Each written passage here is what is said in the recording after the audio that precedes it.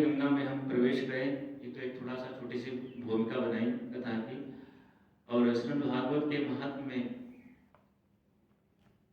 श्री वेद व्यास जी ने भगवान श्री कृष्ण के बारे में कहते हुए कहते हैं, देखिए हम किसी भी वस्तु की तरफ आकृष्ट कब होते हैं? कोई भी साधारण जीव किसी इंसान की ओर तब आकृष्ट होता है वो तीन वस्तुएं देखता है, पहला स्वरूप, दूसरा कर्म और तीसरा स्वभाव। स्वरूप अच्छा है लेकिन कर्म अच्छा नहीं है तो वो व्यक्ति बेकार है। स्वरूप और कर्म दोनों अच्छे हैं लेकिन स्वभाव बेकार है, तब भी मजा नहीं आएगा। मजा कब आएगा? जब तीनों सरल हो, तब अच्छा लगता है। तो श्रीमद् भागवत में महात्म्य में श्री वेद व्यास जी ने मानो भगवान श्री कृष्ण के स्वरूप लक्षण, कर्म लक्षण और स्वभाव लक्षण तीनों को बता रहे हैं। क्या बता रहे हैं?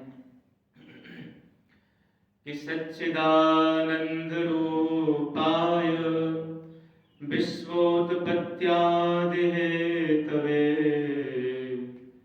तापत्रय विनाशाय श्री कृष्णाय वयं नमः। हम सब मिलकर के भगवान श्री कृष्ण को प्रणाम करते हैं। कैसे कृष्ण हैं? बोले श्री कृष्णाय वयं नमः। श्री सहितम कृष्णाय वयं नमः। श्री कौन है? बोले श्री राधा है। क्योंकि भगवान हमारे जितने देवता हैं, जितने भगवान हैं, चाहे वो शंकर जी हों, चाहे राम जी हों, चाहे कृष्ण जी हों, वो शक्ति संपन्न जब होते हैं तब उनकी पूजा होती है। भगवान राम जब सीता जी से वियोग उनका होता है तब उनके पास कोई उनकी वंदना करने नहीं आता है। सब लोग भगवान को बस खाली दूर से देखते, प्रभु जी बड़े उदास हैं, रोते रहते हैं। लेकिन जब वही राम रावण को मार करके अयोध्या की गद्दी पर जब राजगद्दी पर बैठते हैं तो चारों वेद वंदना करने भगवान के आते हैं, ब्रह्मा जी आते हैं, शरकादिक आते हैं, शंकर जी आते हैं, सब वंदना करने आते हैं।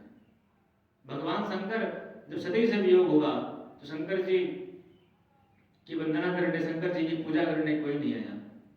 लेकिन जब वही भगवान शंकर माता पार्वती के रूप में जो सती माता प्राप्त हो गई तब उनकी वंदना करने देवता भी आते हैं, ब्रह्मा जी भी आते हैं, सब आते हैं।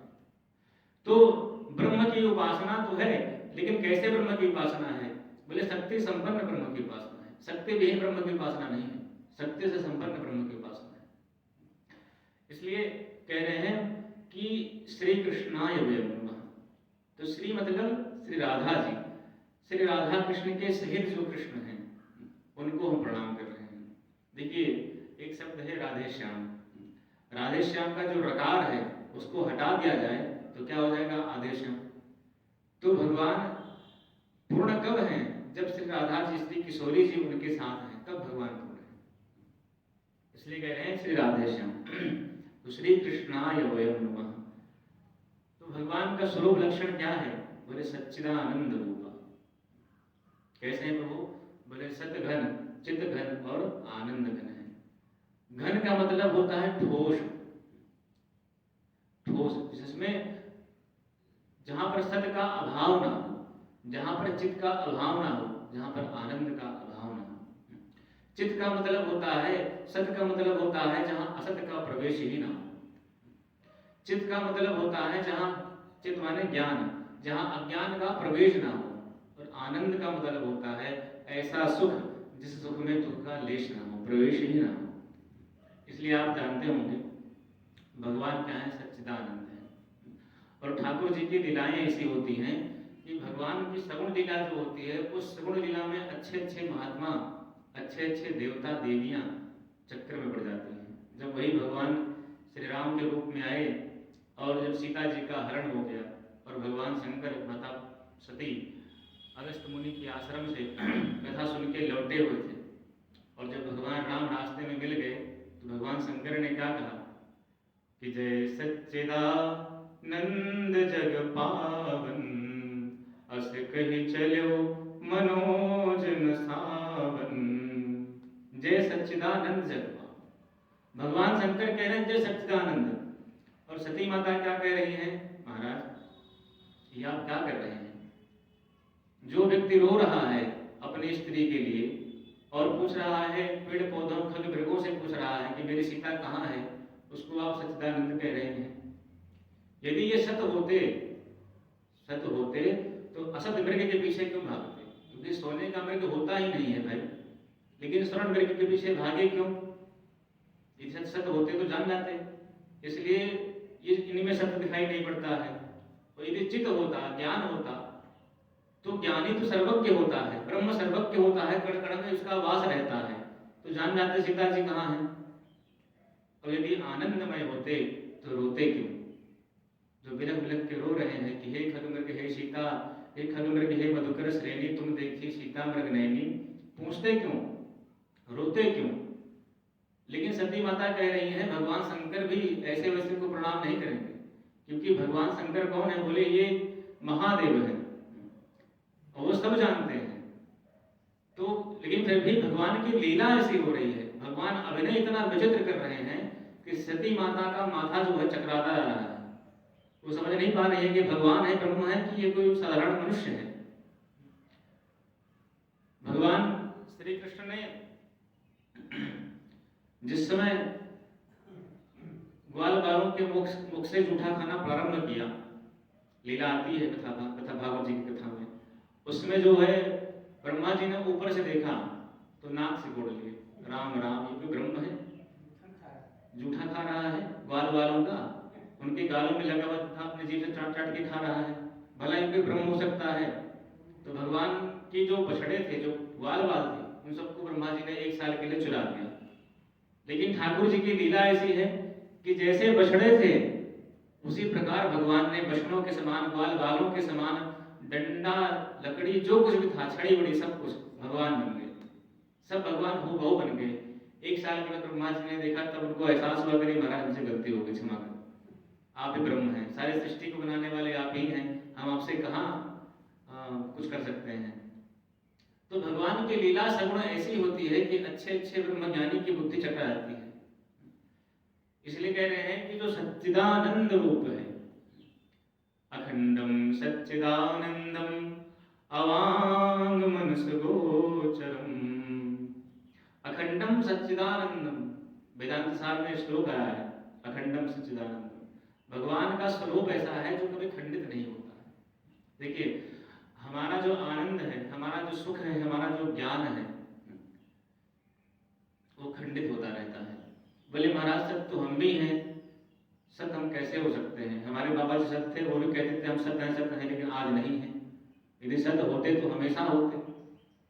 यदि हम ये कहें हमारा ज्ञान हमेशा बना रहता है, लेकिन हमारा ज्ञान हमेशा नहीं बना रहता है, वो कभी न कभी हमारा ज्ञान खंडित हो ही जाता है। और आनंद कहते हैं सुख भी हमारा खंडित होता रहता है, आनंद भी हमारा खंडित होता रहता है। लेकिन ठाकुर जी का न तो सत खंडित होता है, ना उनका ज्ञान खंडित होता है, ना उनका आनंद खंडित होता है, वो निरंतर एक तरह बने रहते हैं। इसलिए भगवान का स्वरूप कैसा है? बोले सच्चिदानंद स्वरूप है। तो किसी ने कहा महाराज आपके भगवान हैं तो बड़े सुंदर सच्चिदानंद हैं, लेकिन जरा ये बताइए इनके कर्म क्या हैं? बोले भाई सुंदर कोई व्यक्ति बड़ा हो पर कर्म सुंदर ना हो तो सुंदरता बेकार है। हम कितने भी सुंदर हो लेकिन कर्म बेकार हो तो हमारा सुंदरता बेकार है। तो कहें कि ठीक है कर्म सुन लीजिए क्या है ठाकुर जी के। बोले बताओ। तो कहते हैं कि विश्वोत्पत्त्यादि हेतवे, भगवान के कर्म है, विश्व की उत्पत्ति, पालन और संहरण, यही भगवान के काम है। देखिए भगवान नारायण के 3 रूप हैं। जो भगवान नारायण हैं, आदि पुरुष हैं, उन्हीं नारायण ने ब्रह्मा जी को अपने नाभि कमल से जन्म दिया, उन्हीं नारायण ने भगवान शंकर को जन्म दिया और उन्हीं नारायण ने भगवान महादेव को जन्म दिया। तो ब्रह्मा जी के रूप में वही भगवान नारायण सृष्टि का सृजन करते हैं, भगवान विष्णु के रूप में वही भगवान नारायण सृष्टि का पालन करते हैं और भगवान शंकर के रूप में वही भगवान नारायण इस सृष्टि का संहार कर देते हैं। इसलिए विश्वोत्पत्त्यादि हेतवे, विश्व की उत्पत्ति, पालन और संहरण, यही भगवान के 3 काम हैं, ये भगवान का कर्म है। बोले प्रभु जी स्वरूप बड़ा सुंदर है, कर्म भी बड़ा सुंदर है, लेकिन ये बताइए इनका स्वभाव कैसा है? कहते हैं महाराज स्वभाव तो और भी प्यारा है। क्या है? बोले कि एक बार श्री ठाकुर जी के श्री चरणों में तापत्रय विनाशाय श्री कृष्णाय जय नमः। एक बार श्री कृष्णचंद्र प्रभु को कोई प्रणाम कर दे कि हे भगवान हम आपके हैं, हम आपको प्रणाम कर रहे हैं, तो तापत्रय विनाशाय, तीन जो ताप हैं, दैहिक दैविक भौतिक, ये तीनों ताप तत्क्षण उसी पल उसी क्षण नष्ट हो जाते हैं। ये भगवान के तीन कर्म, स्वभाव, कर्म और स्वरूप का परिचय देते हुए कह रहे हैं। तो इस प्रकार से श्री ठाकुर जी को व्यास जी महाराज ने पहले ही श्लोक में प्रणाम किया है। अच्छा, किसी ने पूछा वेद व्यास जी से, महाराज आपने भागवत की रचना तो की, पर क्यों की? कारण क्या था रचना करने का? क्योंकि वेद व्यास जी ने ही वेदों की भी रचना की, फिर 18 पुराण लिखे, महाभारत लिखा, उसमें गीता जैसा वेश कीमती कोहिनूर जो निकला महाभारत में, उसको भी लिखा, 17 पुराण लिखे। लेकिन वेद व्यास जी से पूछा आपने ये भागवत क्यों लिखी? वेद व्यास जी ने कहा, महाराज हमने रचना तो बहुत की, लेकिन जिस रचना को रचने से जब तक आत्मसंतुष्टि ना हो, मन संतुष्टि ना हो, तब तक रचना जो होती है वो व्यर्थ चली जाती है। बोले भागवत मैंने इसलिए लिखी कि तस्मात् केनाप्यपायेन मनः कृष्णे निवेशयेत्, जीव का जो मन है संसार में जितना लगा हुआ है, ये न केन प्रकारेण, किसी प्रकार से इस जीव का मन भगवान श्री वृंदावन बिहारी के चरणों में लग जाए, इसलिए मैंने भागवत की रचना की। क्योंकि मूल है भगवान के चरणों में मन का लगना, और ये मन जो है अनंत जन्मों से संसार को ही भोग रहा है, इसलिए संसार में ही आसक्त बना रहता है, संसार में ही लगा रहता है, संसार में ही, इसके संसार के भोगों में ही इसको आनंद आता रहता है। इसलिए आप देखिए भागवत की कथा आप सुनेंगे तो ठाकुर जी की जो कथा है कृष्ण भगवान की, इतनी चटपटी कथा है कि कैसा भी मन हो, एक बार सुन के तो उनके आकृष्ट हो ही जाएगा। कृष्ण का मतलब यही होता है, कर्षयति कृष्ण, जो अपनी ओर मन को आकृष्ट कर ले, बरबस, वो कृष्ण है। तो इस प्रकार से भगवान को प्रणाम करते हुए आगे बढ़ते हैं। कहते हैं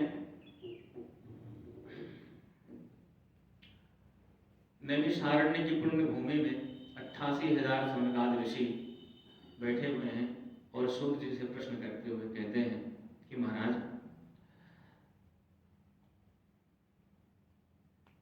घोर कलिकाल आ गया है, और इस कलिकाल में जीव जो हैं बड़े आलसी हो गए, तो इस कलिकाल के जीवों का कल्याण कैसे हो, कृपा करके आप बताइए।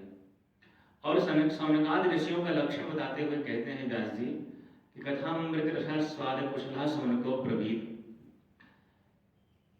देखिए सूत जी उम्र में छोटे हैं और सौनकादि ऋषि क्या हैं, उम्र में बड़े हैं, लेकिन कथामृत के लिए बैठाया किसको व्यास गद्दी पे, जो सबसे छोटा है उम्र में।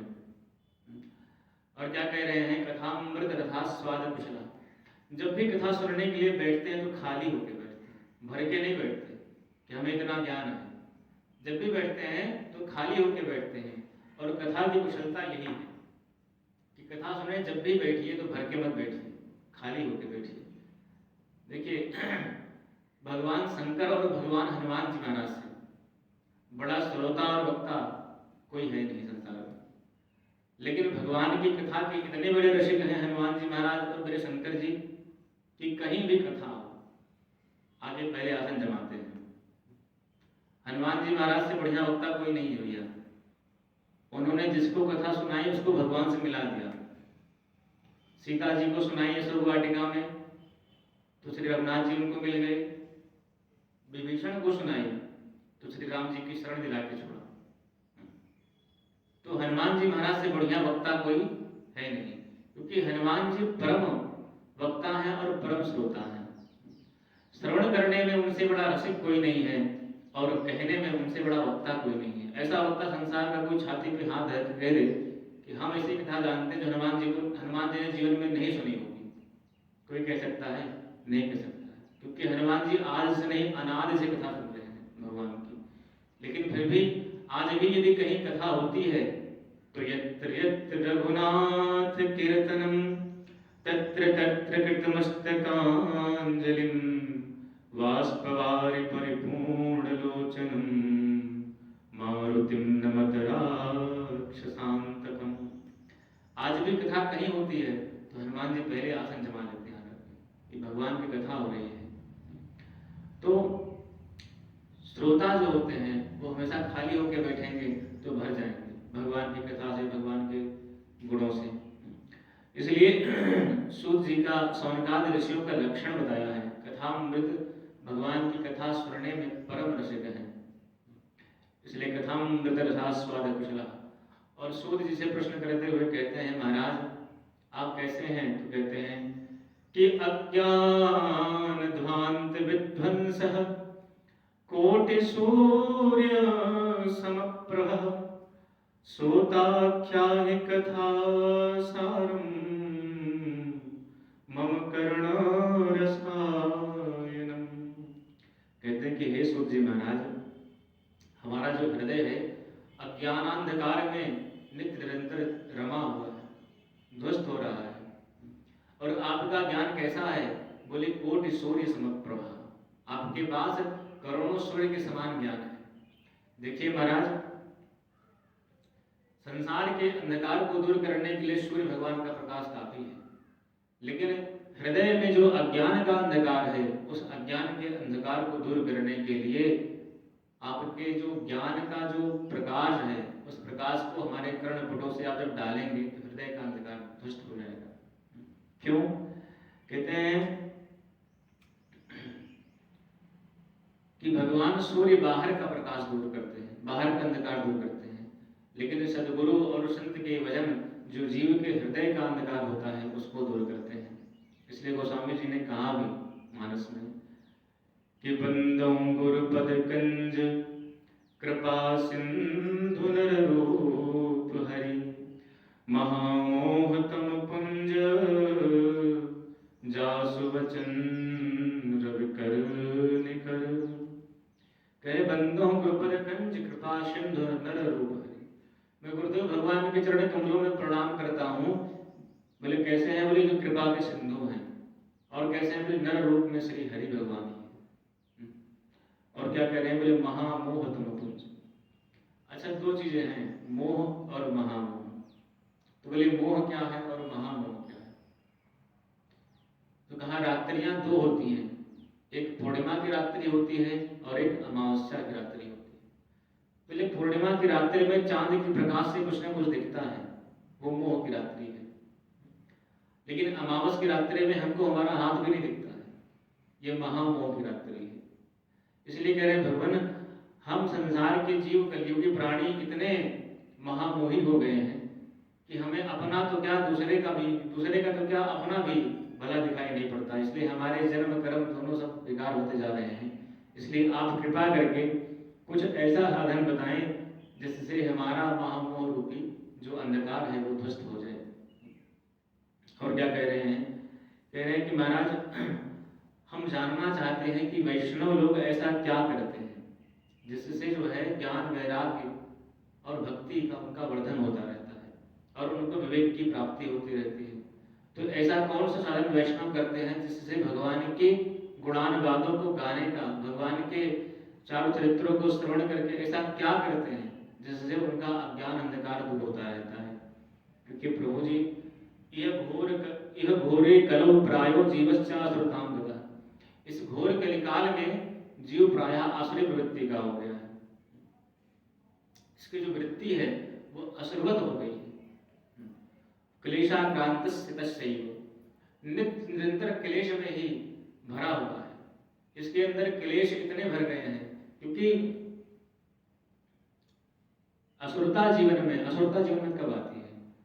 जब हमारा जीवन धर्म से विमुख होता है, तब जीवन हमारा कैसे, जब मनमुखी बन जाए जीवन, ये हमारे मन में जो आएगा वो हम करेंगे। किसी का ना सुनना, गुरु जी की सुननी है, ना शास्त्रों की सुननी है, ना वेदों की, ना पुराणों की, किसी की नहीं सुननी है। और जब मनमुखी जीवन बन जाए तब जीवन में असुरता जाती है। असुर क्या होते थे? असुर यही करते थे, मनमुखी काम करते थे, जो उनको अच्छा लगे वही करते थे। कोई उनके लिए धर्म या नीति नहीं होती थी। तो जब हमारा जीवन अधर्म प्राण हो जाएगा, धर्म छोड़ करके अधर्म प्राण हो जाएगा, तो जीवन में क्लेश आना संभव ही है। क्लेशाकांतस्य तस्यैव शोधने किं परायण। कहते हैं महाराज इसे कलयुग के प्राणियों की दशा बड़ी विचित्र है, यह नित्य निरंतर क्लेशों में ही तब रहा है। जैसे महाराज जी कल बड़ी सुंदर बात कह रहे थे, कल ये परसों कह रहे थे कि हम जानते हैं ये गलत है, लेकिन हमारे मन की विषय इतनी तीव्र है कि हम उनको छोड़ नहीं पाते हैं। उसी प्रकार से यह जीव जानता तो है कि गलत क्या है सही क्या है, लेकिन स्वभाव बस बंधा हुआ है। स्वभाव के चलते अपने उस स्वभाव को छोड़ नहीं पाता है और भगवान की ओर प्रमुख नहीं हो पाता है, भगवान से हमेशा विमुख ही रहता है। तो ऐसे विमुख प्राणियों का, जो भगवान से विमुख हैं, ऐसे प्राणियों का कल्याण हो तो कैसे हो, कृपा करके आप बताएं। तो कहते हैं कि महाराज किसी भी प्रकार से जैसे इनका शोधन हो सके आप वही करके हमें बताइए।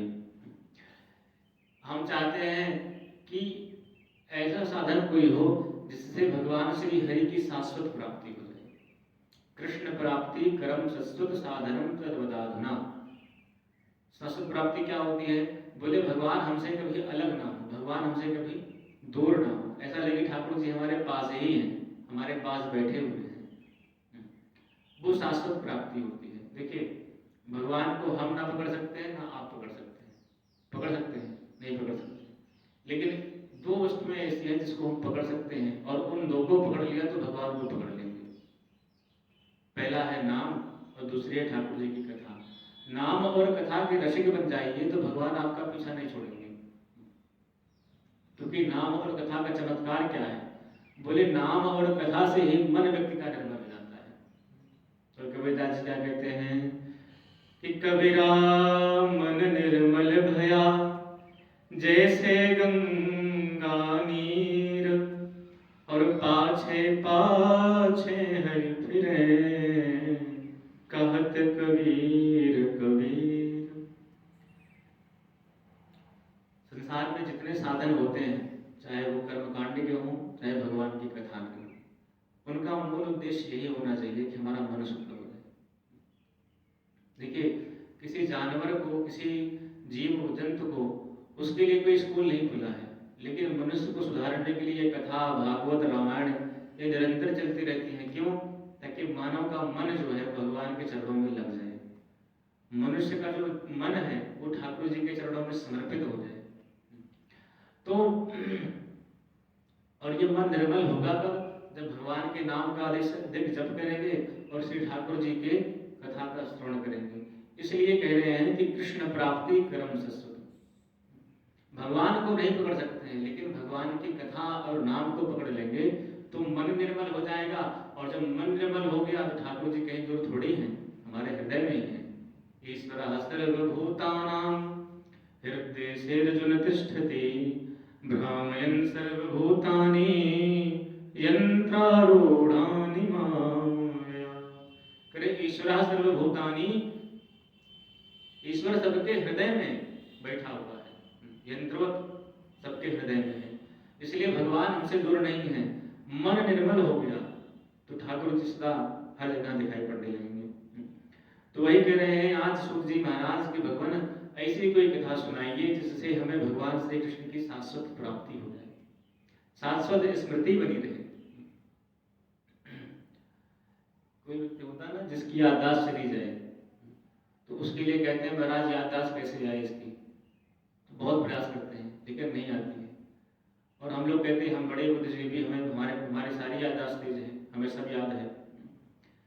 संसार की पढ़ाई, संसार की लौकिक वस्तुओं को याद करना वो अलग बात है, लेकिन जो याद करने के लिए हम यहाँ आए थे भगवान से वादा करके कि ठाकुर जी आपका नाम, आपकी कथा का हम श्रवण करते रहे, कभी भूलेंगे नहीं, वही हम भूल गए। और उसी भूले को याद दिलाने का काम भागवत जी की कथा करती है। जो भूले हुए हैं उस भूले हुए को याद कराने का काम भगवान की कथा, भगवान का नाम करती है, संत सदगुरु करते हैं। इसलिए यह कथा भगवान की शाश्वत प्राप्ति कराने वाली कथा है। इसलिए कुछ ऐसा साधन बताएं जिससे श्री ठाकुर जी की शाश्वत प्राप्ति हो जाए। तो सूत जी महाराज कहते हैं कि भैया आप सब लोग इतने वृद्ध और इतने उम्र दराज हैं, आपके सामने हम कौन सी कथा कहेंगे। तो कहते हैं कि अरे महाराज ऐसा मत कहिए, हम जानते हैं कि आपके ऊपर से सदगुरुदेव भगवान की विशेष कृपा है, और जिसके ऊपर गुरु कृपा होती है वो कैसा भी हो, कोई भी हो, जिसके ऊपर गुरु कृपा होती है वो कैसा भी हो, कोई भी क्यों ना हो, वो सबसे श्रेष्ठ होता है। क्योंकि गुरुदेव भगवान अपने शिष्य से कोई ऐसा रहस्य, छोटा से छोटा बड़ा से बड़ा रहस्य भी छुपा के रखते नहीं है, सब बता देते हैं। जब इस प्रकार से कहते हैं महाराज जिसके ऊपर गुरु की कृपा होती है, देखिए दो चीजें हैं, चिंतामणि और स्वर्ग का जो कल्प वृक्ष है। यदि ये दो वस्तुएं किसी व्यक्ति को मिल जाएं तो वो जो चाहे सो प्राप्त कर सकता है। लेकिन चिंतामणि और कल्प वृक्ष से यदि ये कोई प्रार्थना करे महाराज कि हमें भगवान श्री सीताराम जी के दर्शन करवा दो, श्री राधा श्याम जी के दर्शन करवा दो, तो नहीं करवा सकते हैं। ये किसमें सामर्थ्य है? बोले ये तो भगवान श्री गुरुदेव भगवान की कृपा में सामर्थ्य है। इसलिए कहते हैं चिंतामणि लोक सुखम सुरद्रुः स्वर्ग संपदम प्रयक्षति गुरु प्रीतो वैकुंठम योगी दुर्लभम। कहते हैं जिस सदगुरुदेव भगवान की कृपा की छत्र छाया में का प्रभाव है कि जो वैकुंठनाथ भगवान श्री हरि हैं उनका दर्शन कराने की सामर्थ्य केवल भगवान श्री सदगुरुदेव भगवान की कृपा में छत्र छाया में ही है। इसलिए आप हमें ऐसी कथा सुनाइए जिससे श्री ठाकुर जी की शाश्वत प्राप्ति हो जाए। क्योंकि कहते महाराज कलिकाल आ गया है और ये कलियुग का जीव जो है ये काल का मुख का ग्रास बना हुआ है। काल ब्याल मुख ग्रास त्रास निर्णास हेतवे श्रीमद् भागवतम शास्त्रम कलोकीरेणु भास्यतम। कहते हैं कि महाराज हमारा और आपका जीवन क्या है? बोले काल ब्याल मुख ग्रास। ब्याल कहते हैं सांप को, तो काल रूपी जो ब्याल है, सांप है, उसके मुख का ग्रास है। देखिए ऐसे सांप ने मुंह खोल रखा है और हम उसके अंदर बैठे हुए हैं, तो हमारा जीवन सुरक्षित कब तक है? जब तक उसने मुंह बंद नहीं किया है।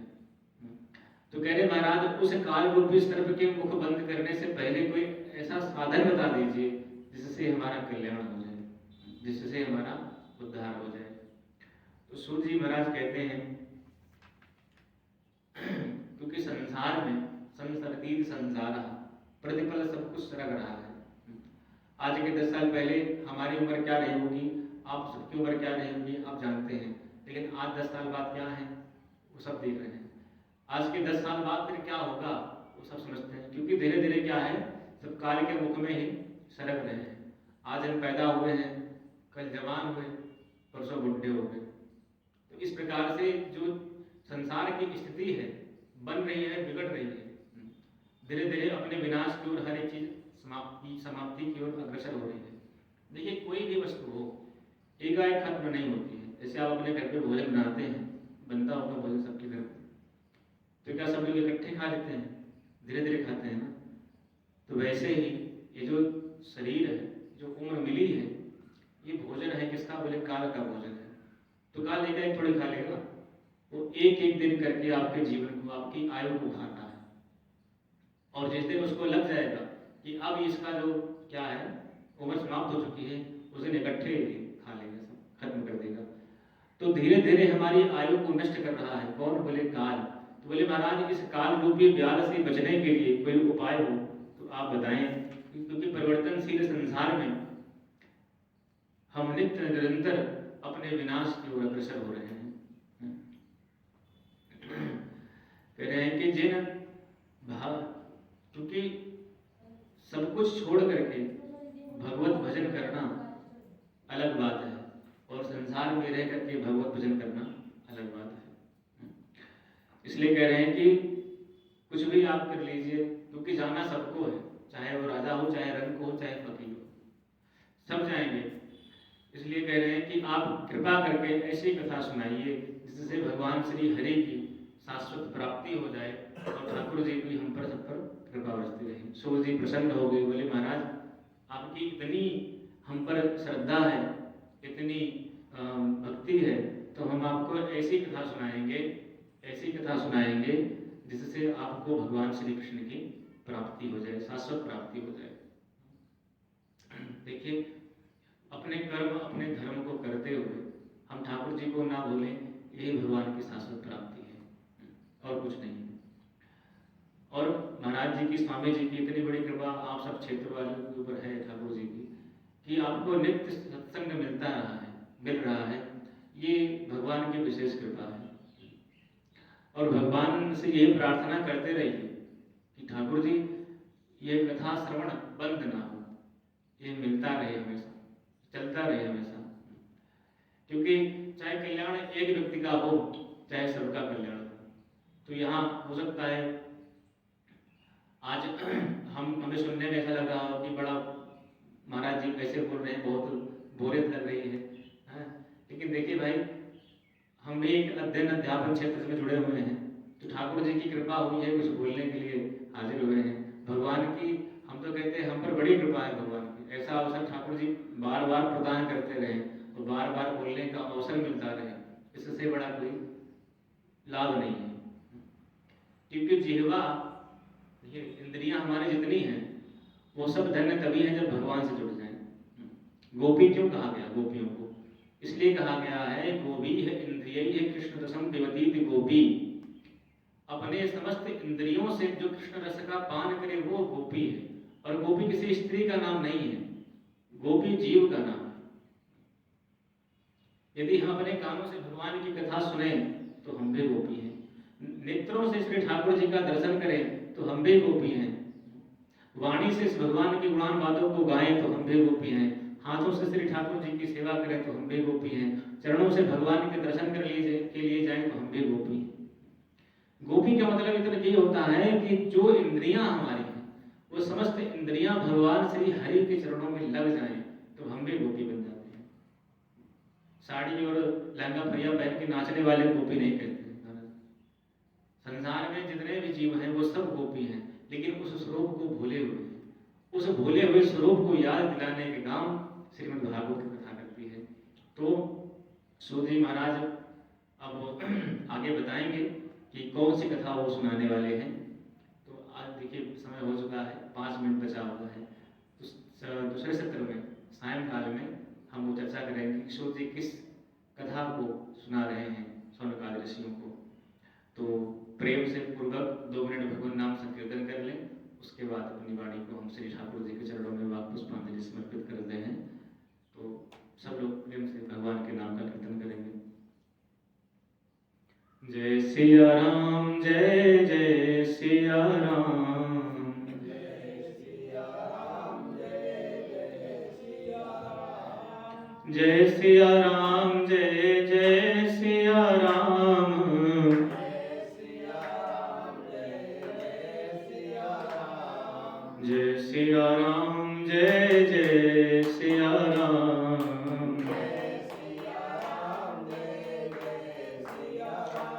मंगल भवनय मंगल हारी,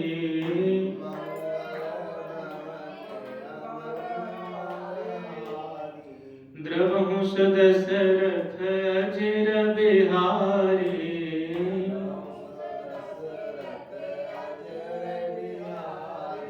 जय सिया राम, जय जय सिया राम, जय सिया राम, जय जय सिया राम। बोले श्री सीता रामचंद्र भगवान की जय। भक्त बलवंत हनुमंत लाल की जय। उमापति महादेव की जय।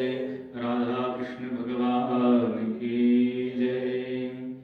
सर्वे भवन्तु सुखिनः, सर्वे सन्तु निरामया, सर्वे